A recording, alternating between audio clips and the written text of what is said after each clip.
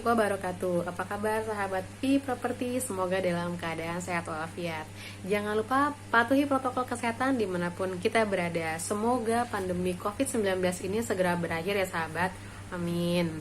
Di segmen Infos Informasi Properti Syariah ini saya mau berbagi informasi sependek yang saya tahu tentang alur atau prosedur kepemilikan rumah syariah mulai dari survei lokasi sampai serah terima kunci.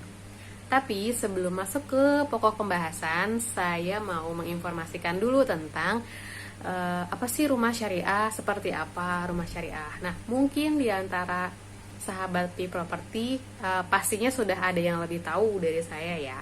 Assalamualaikum. Atau ada juga yang baru tahu, atau mungkin juga ada yang belum tahu sama sekali tentang rumah syariah. Nah, rumah syariah atau perumahan syariah sama saja dengan perumahan lain pada umumnya. Yang membedakan itu di akad yang dilakukan serta skema pembayaran yang digunakan. Proses jual belinya dilakukan dengan cara yang sesuai dengan syariah Islam tanpa ada unsur riba, sehingga di antara kedua belah pihak, yaitu pihak pembeli dan pihak penjual, sama-sama saling ridho dan insya Allah membawa keberkahan.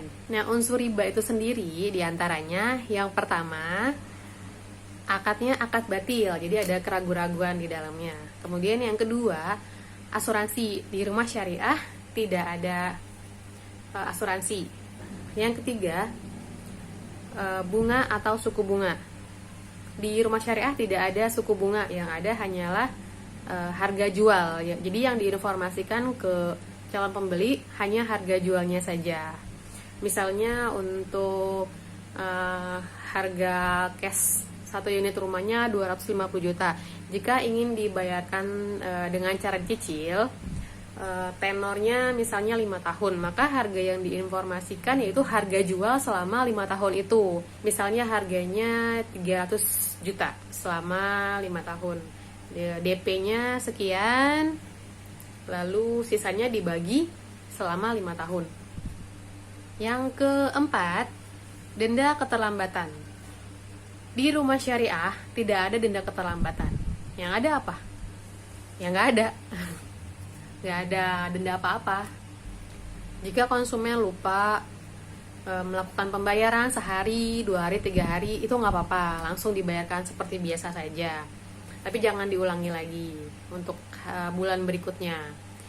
Dan ketika sudah dicarikan solusi tapi masih tidak bisa juga untuk melakukan pembayaran, maka bisa dilakukan di bulan berikutnya. Jadi langsung dirapel 2 bulan pembayarannya. Tapi jangan sering-sering, jangan diulang lagi gitu. Hal tersebut dilakukan hanya jika benar-benar dalam keadaan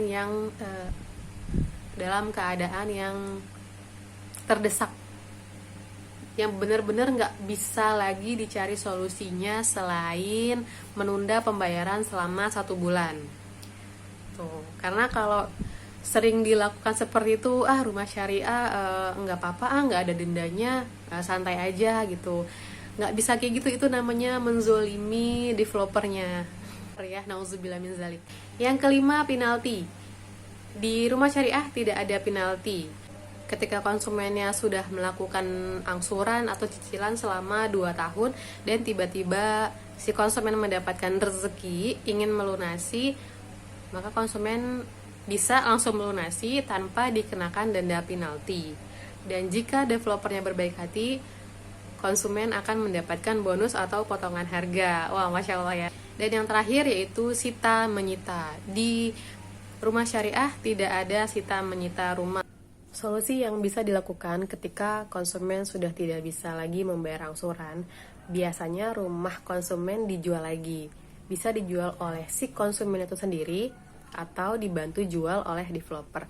Nah, hasil penjualannya dibagikan ke masing-masing pihak ya, sesuai dengan haknya masing-masing. Jadi dibagi ke konsumennya dan ke developernya.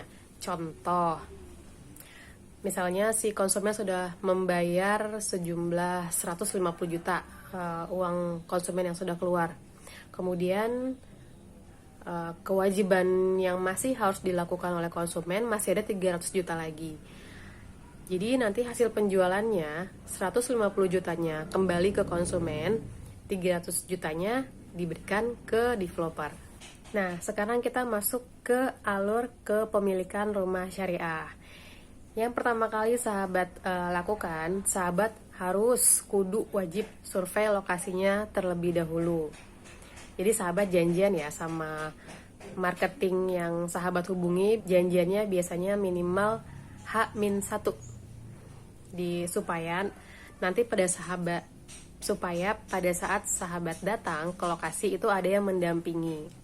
Jadi nggak ujuk datang tiba-tiba terus tanpa kabar, marketingnya nggak tahu ini konsumennya siapa nih, calon bayarnya siapa gitu. Jadi pentingnya memberitahukan si marketing sehari sebelum sahabat datang ke lokasi. Oke, setelah sahabat survei lokasi, dilihat-lihat, kemudian harganya juga ternyata juga masuk, cocok, sahabat bisa langsung melakukan pembayaran booking fee. Untuk booking fee biasanya mengurangi dari harga jual. Lalu pilih unit yang tersedia di blok apa. Developer biasanya memberikan waktu, setelah booking fee itu dikasih waktu 2 minggu, apakah mau dilanjutkan atau dibatalkan saja. Kalau dilanjut, sahabat langsung melakukan pembayaran DP.